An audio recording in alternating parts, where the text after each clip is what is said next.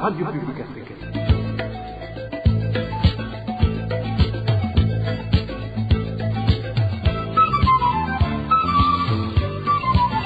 Radio Publique Africaine.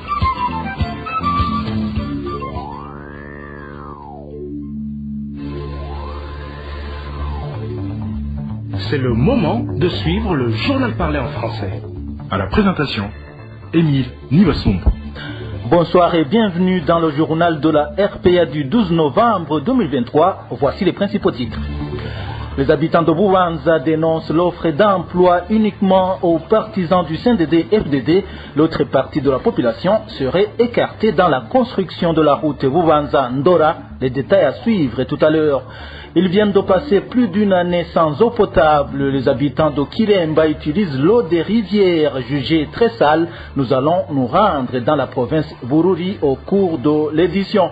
Nous allons également vous parler des conséquences néfastes des pluies diluviennes à Ngozi. C'est tout pour le sommaire.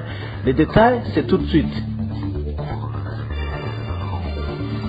Je vous le disais en titre, les conséquences néfastes liées aux pluies torrentielles qui se sont récemment abattues sur la ville d'Ngozi et ses environs sont toujours senties par la population après la destruction de leurs maisons et cultures. Il s'en est suivi la coupure de l'électricité et la hausse des prix de certains produits. Emmanuel Nyungeko nous en dit plus. Les habitants d'Ngozi ne savent pas à quel sens se vouer suite à la pluie torrentielle qui est tombée ces derniers jours dans la ville d'Ngozi et ses environs. Ces habitants craignent la famine dans les prochains jours suite à la destruction des cultures, selon ce témoignage. Beaucoup de choses des cultures ont été endommagées, le caféine, les champs de maïs, les champs, les haricots et tout comme ça.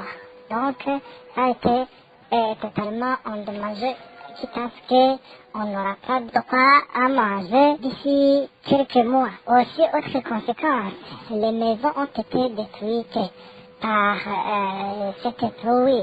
Ceux qui utilisent beaucoup de l'électricité, ils ont eu un problème. Les prix des denrées alimentaires ont monté dans différents endroits de la ville d'Ngozi à cause de la coupure d'électricité. Par exemple, le prix de la farine de manioc qui s'achetait à 2200 francs le kilo avant ces pluies, actuellement le même kilo s'achète à 2900 francs, sans oublier le prix du riz. Suite au manque de moulins opérationnels, la route menant vers l'hôpital d'Ngozi a été endommagée, de même que les locaux pénitentiaires, suite à un arbre qui les a tombés dessus. Par conséquent, les citoyens qui veulent comparaître rencontrent de sérieux problèmes. À ce propos, nous n'avons pas encore rejoint Joseph Martin Wuchumi, administrateur de la commune d'Ngozi, pour donner sa réaction.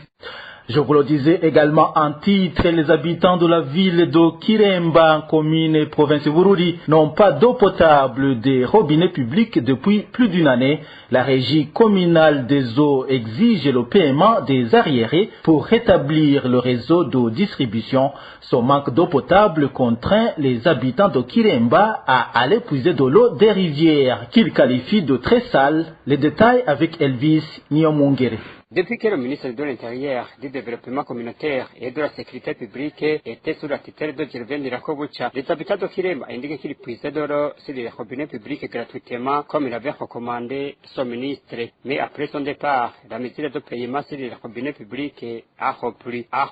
Les habitants du centre Iribé de Kiremba viennent de passer plus d'un an de coupure d'eau. Quand ils ont demandé à l'administrateur ce qui cloche, il leur a répondu qu'il faut payer les arriérés de l'eau consommée et s'engager à puiser de l'eau moyennant de l'argent pour que les robinets publics soient relancés. Après avoir constaté qu'il n'avait aucune autre alternative, ils ont accepté de payer, mais il n'y a toujours pas d'eau. Nous avons accepté de payer les arriérés et de puiser sur les robinets moyennant de l'argent, mais nous avons attendu envers, sauf sur les lycées, à l'hôpital et à l'église de Kiremba. 80% des ménages de centre Kiremba n'ont pas d'eau. Il n'y a qu'une seule fontaine publique dans toute la ville. Ces habitants font savoir que suite à ce manque d'eau, ils sont obligés d'aller puiser l'eau sale de la rivière. Actuellement, nous puisons de l'eau dans les rivières où se déversent les saletés en provenance des écoles à régime d'internat, comme les lycées et les écoles techniques. On dirait que nous nous retrouvons dans le passé, quand tout le monde était obligé de puiser l'eau de la fontaine. Ces habitants du centre Iribé de Kiremba demandent aux autorités habilitées de résoudre ce problème de manque d'eau pour qu'ils ne soient plus obligés de puiser l'eau de rivière. Contacté à ce propos, Félix Nyongabo, administrateur de la commune Bururi, s'est réservé de tout commentaire. Quittons la province Bururi pour nous rendre dans la province Bubanza où la population accuse les responsables de la construction de la route Bubanza-Ndora de faire le favoritisme dans l'octroi de l'emploi. Selon ces habitants de Bubanza, il est impossible d'être engagé si l'on n'est pas membre du parti CNDD-FDD. Le point avec Danny Claire, il a trouvé. Moi, je suis un habitant d'ici à Bubanza. Je suis venu ici pour demander un emploi sur le chantier de construction de la route Bubanza-Ndora. Mais on m'a dit que si je ne me fais pas inscrire comme membre du parti CNDD-FDD, je n'aurai pas de travail. Donc, nous qui sommes dans les partis d'opposition, ils ne peuvent pas nous donner de l'emploi. Ce sont là les grognes d'un habitant de la province de Bubanza qui vient d'être refusé un emploi sur le chantier où on est en train de construire la route Bubanza-Ndora. Selon lui, il est victime de ne pas être membre du parti CNDD-FDD. Il affirme qu'il n'est pas le premier qui vient de manquer un emploi de cette façon car ceux qui ont été refusés le travail sont nombreux. Cet autre citoyen indique que si tu n'es pas un Imbonerakure ou encore femme Mukenyere Rugamba issu du CNDD-FDD, tu ne peux pas avoir du travail. Avoir un emploi sur le chantier veut dire être membre du parti CNDD-FDD ou encore si tu as été envoyé par l'un des responsables de ce même parti. Ils ont envoyé des personnes dans différentes collines pour enregistrer les Imbonerakure et les femmes Mukenyere Rugamba pour qu'ils soient engagés comme s'ils sont restés à avoir besoin de l'emploi. Pourtant, ici à Bubanza, il y a beaucoup de personnes sans emploi, mais personne ne peut être engagé sans être membre du parti CNDD-FDD. Nous nous demandons donc pourquoi ils font tout ça. La population indique que même l'administration locale dans la province de Bubanza est au courant de ce phénomène discriminatoire. Elle précise que c'est le nommé Alexandre Ngola Godze, responsable du parti CNDD-FDD dans la dite province, qui est responsable de ces actes. Elle affirme que si tu n'es pas membre du parti CNDD-FDD, tu ne peux pas avoir de l'emploi, ce qui a même surpris les agents de l'OBOA chargés de la construction de cette route Bubanza-Ndora. Il y a même ici des autorités locales qui peuvent être des témoins de ce favoritisme. Ces autorités disent qu'elles ont été envoyées pour vérifier si réellement tous ceux qui ont été engagés sont membres du parti CNDD-FDD et surtout des Imbonerakure. Même le Bourra qui est chargé de la construction de cette route n'a pas pu comprendre pourquoi les seuls membres du parti CNDD-FDD ont le droit d'avoir de l'emploi. Cette institution a constaté les faits, mais elle n'a rien changé. Actuellement, si tu veux être engagé, tu dois passer par Alexandre Ngola Godze, responsable du parti CNDD-FDD dans la province de Bubanza. C'est lui qui a été choisi pour diriger ce parti ici. Donc, c'est comme ça que se présente la situation en ce qui concerne l'octroi de l'emploi ici chez nous. À propos de ces grognes de la population, la rédaction de la RPA n'a pas encore pu joindre Alexandre Ngola Godze, responsable du parti CNDD-FDD dans la province de Bubanza, de même que le gouverneur de la dite province. Dans nos séries d'informations relatives aux accusations à l'égard du directeur communal de l'enseignement à Uraza en province de Gitega, aujourd'hui nous vous parlons de mauvais traitements qu'il infligerait à certains enseignants considérés comme ses ennemis. On parle aussi du clientélisme dans l'octroi de l'emploi. Nos sources dans la commune Uraza continuent de solliciter l'intervention des autorités habilitées. Emmanuel Nyungeko nous en dit plus. Jean-Marie Ndayahodze, actuel directeur communal de l'enseignement à Uraza et vice-secrétaire du parti au pouvoir au sein des DFDD dans cette commune, est accusé de malmener certains enseignants. Des sources parmi les enseignants qui prestent dans cette commune expliquent qu'il malmène des enseignants qu'il considère comme ses ennemis en les mettant de façon répétitive vers des endroits reculés. Tout enseignant qui ne digère pas, il a opté à remettre simultanément d'une zone à une autre et loin de son domicile. Il existe plusieurs exemples. Se basant sur la position qu'il occupe dans les instances dirigeantes du parti au pouvoir en commune de Bouraza, Jean-Marie Ndayahose est accusé de faire emprisonner arbitrairement des enseignants. Il aime aussi faire emprisonner des enseignants qu'il n'aimait pas. À titre incitatif, il a fait à l'endroit des enseignants qu'il accusait à tort d'avoir volé des livres. À part cela, le directeur communal de l'enseignement à Bouraza est accusé aussi de favoritisme dans l'octroi de l'emploi. Ici, nos sources révèlent qu'il privilégie souvent des natifs de la colline Mugano dont il est originaire, ainsi que les membres de sa famille. Actuellement donc, des enseignants de la commune de Bouraza qui se sont confiés à la RPA demandent sa destitution. Franchement, les pratiques de ce DCE sont vraiment insupportables. Notre souhait, c'est que ce supérieur le remplace et qu'il soit traduit devant la justice. À titre de rappel, Jean-Marie Ndayahose avait été aussi accusé de vols et détournements d'argent ainsi que de la corruption.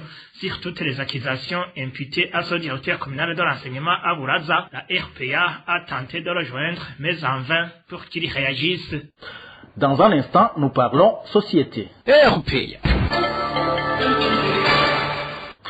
Depuis le début de cette semaine qui touche à sa fin, la police de Gitega recherche et collecte des emballages en plastique communément appelés Udupili et les retrouve dans des boulangeries, au marché central de Gitega, dans des boutiques et partout ailleurs. Les habitants de la ville de Gitega doivent se munir de leurs propres emballages lorsqu'ils veulent acheter certains produits. Eric Nyonzima a plus de détails. Ces petits emballages en plastique communément appelés Udupili recherchés par la police depuis quelques jours servent à contenir plusieurs marchandises au marché central de Gitega, dans des boutiques, dans des restaurants, dans des boulangeries ailleurs. Un tel sachet peut donc contenir au maximum 1 kg de farine, de n'importe quel type de haricots, de riz et d'autres céréales. Ces petits emballages en plastique servent aussi à contenir les huiles, telles l'huile de palme et autres types d'huiles. Les commerçants y mettent les huiles de prix variables, qu'elles soient de 500 francs, 1000 francs et plus. Dans les boulangeries, ces petits emballages en plastique étaient beaucoup plus préférés pour emballer du pain et les beignets. Et dans certains restaurants, on conserve la pâte de maïs blanche communément appelée isembe dans ce genre de sachets qui ont la qualité de garder longtemps la chaleur de la pâte. En outre, ces petits sachets appelés Udupili sont encore utilisés dans certaines boucheries pour contenir les boulettes froides ou chaudes. Cependant, la police a depuis ces derniers jours entamé l'opération de collecter de plusieurs tonnes de sachets d'emballage interdits dans des boulangeries, au marché central de Gitega, dans des boutiques et ailleurs. Ceux qui exercent cette activité laissent entendre qu'elle se poursuivra. Ainsi, celui qui va acheter un produit habituellement emballé dans ces petits sachets se présentera désormais avec son propre emballage. Cela se passe ainsi au moment où les autres sachets antérieurement beaucoup utilisés ont été combattus avec succès. Ces petits sachets restent plutôt dominants. Néanmoins, Frieden disent qu'il y a encore beaucoup à faire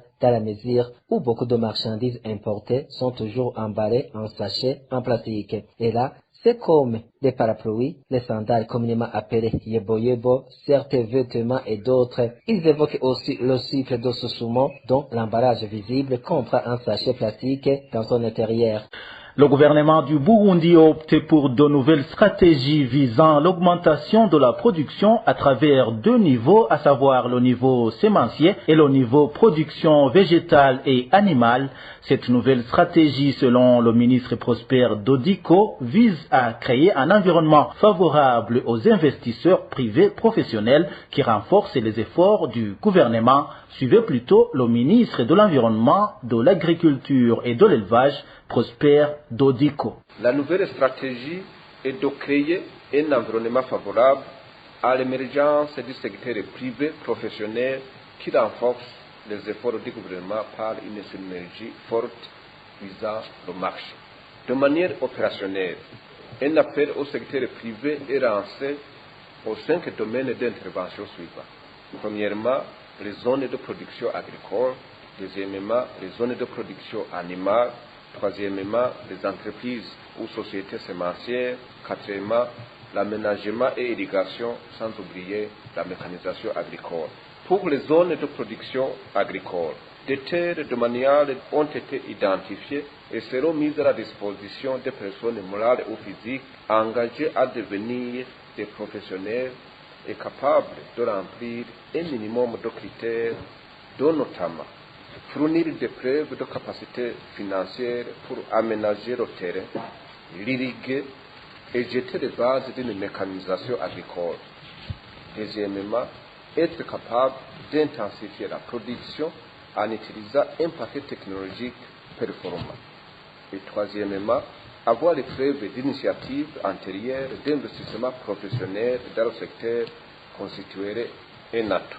Les personnes physiques ou morales intéressées par l'agriculture moderne, résidant ou non au Burundi, sont appelées à se faire enregistrer au ministère ou en téléphonant au numéro suivant 69 60 54 29 69 11 25 79 ou en envoyant un email aux adresses que nous allons vous fournir, et surtout en précisant la superficie souhaitée. Pour les zones de production sémencière, des centres sémenciers de l'État ont été identifiés et seront mis à la disposition des personnes morales ou physiques engagées à travailler comme entreprises sémencières, capables d'honorer la demande de l'État à fournir des semences en quantité et qualité requises à une période indiquée. Pour réussir cette mission, les concernés doivent remplir un minimum de critères, dont notamment fournir des preuves de capacité financière pour aménager le terrain, l'irriguer et jeter les bases de mécanisation.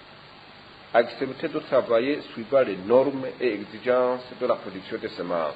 Avoir les preuves d'initiatives antérieures de production de semences constituerait un atout. Les personnes physiques ou morales intéressées par l'industrie sémencière, résidant ou non au Burundi, vont se faire enregistrer en téléphonant au numéro suivant 79 49 05 71 61 62 69 88 ou 61 71 99 97 ou en envoyant un email aux adresses que nous allons vous fournir, tout en précisant bien sûr la superficie souhaitée. S'agissant du secteur élevage, le ministre Prosper Dodico indique que des centres vétérinaires ont été identifiés et seront mis à la disposition des personnes morales ou physiques engagées à devenir des éleveurs modernes. Écoutez encore une fois le ministre Prosper Dodico. Des centres vétérinaires ou centres naisseurs ont été identifiés et seront mis à la disposition des personnes morales ou physiques engagés à devenir des éleveurs modernes capables de remplir un minimum de conditions, notamment preuve de capacité financière pour construire ou réhabiliter la ferme moderne et l'équiper avec du matériel génétique amélioré importé. Et accepter de travailler suivant les normes du métier. Et avoir des initiatives antérieures d'élevage constituerait un atout. Les personnes intéressées par l'élevage moderne vont se faire enregistrer au ministère ou en téléphonant au numéro suivant 61 10 50 25 79 92 37 18 ou envoyer un email aux adresses que nous allons vous fournir. Voilà, c'est le ministre de l'Environnement, de l'Agriculture et de l'Élevage, Prosper Dodico, qui s'est exprimé vendredi au cours d'une conférence de presse. Dans un instant, nous nous rendons dans le camp des réfugiés de Nyarugusu. Après plusieurs années sans alternance d'alimentation, les réfugiés burundais du camp de Nyarugusu en Tanzanie assistent enfin à la variation de la nourriture. Depuis un certain temps, ils reçoivent de la farine de blé à la place de la farine de maïs. Selon les réfugiés ces derniers temps, ils ont eu également à alterner entre haricots et petits pois. Les réfugiés remercient le HCR et le gouvernement tanzanien, d'autant plus que la nouvelle alimentation pourra également soulager certains d'entre eux qui souffrent des problèmes gastriques. Je vous propose d'écouter le témoignage de ce réfugié du camp de Nyarugusu. ndetse na leta ya Tanzania akamu twabateye ibisabo twabasabye En ce qui concerne l'alimentation, vraiment, nous remercions le gouvernement tanzanien et le HCR. Vraiment, ils ont entendu nos doléances. Ça faisait des années que l'on mange la pâte de maïs, mais maintenant, on nous a donné la farine de blé. C'est vraiment la joie pour les réfugiés. Ce n'est pas seulement ça. Le mois passé, on nous avait donné des petits points. Et voilà qu'on nous donne encore une fois des haricots. Des haricots, par ailleurs, de très bonne qualité. Pour la farine de blé, on nous donne 7 kilos, plus 1 kilo de farine de maïs. Là, on nous conseille de mélanger la farine du blé et celle du maïs pour une bonne santé.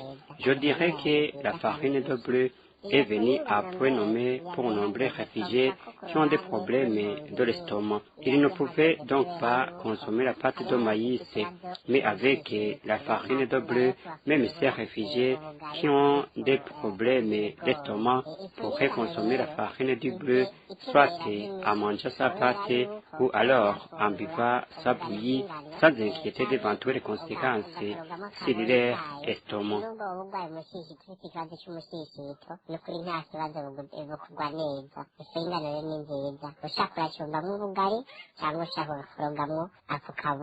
Pour clore cette édition, parlons de la commune Kayanza qui a élu un nouvel administrateur aujourd'hui.